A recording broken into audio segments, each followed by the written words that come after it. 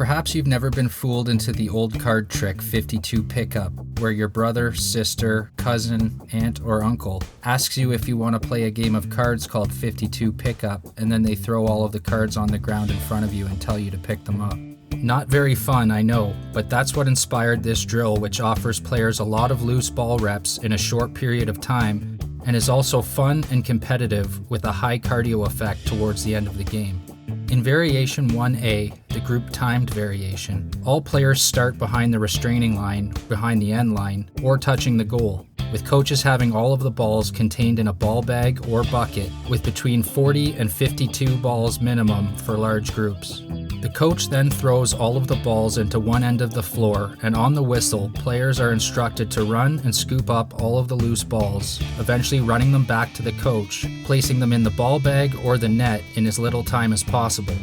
This variation requires a stopwatch, with players participating in the drill twice in an attempt to beat their previous time.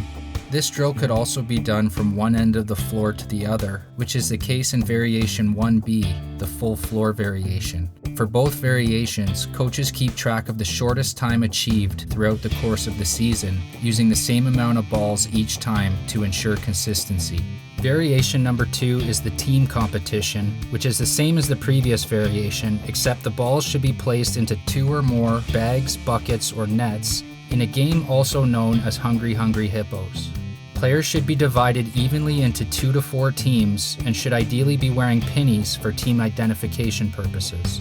I'm going to give you a number. If I say 1, you're going to go stand by that bag over there. If I say 2, you're going to stand by this bag over here. Sound good? 1, 2, 1, 2, 1, 2, 1, 2, 1, 2, 1, 2.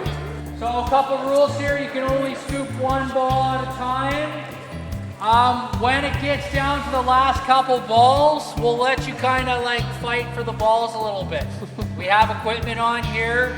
We'll let you battle a little bit for the ball, and that's what we're going to do by the end of this session, hopefully. We've got about half an hour here. On the whistle, these teams compete to scoop more loose balls than the other teams, which is Variation number 2A. For competition purposes, the first team to win 2 rounds should be considered the winners. This drill could also be done from one end to the other, i.e. full floor, for more experienced players, which is Variation 2B. They may also be allowed to battle for the loose balls during the drill, which is Variation 2C. Keep track of the highest team total for any of the variations throughout the course of the season, which is also a way to make practices fun and engaging while also providing some loose ball repetition training.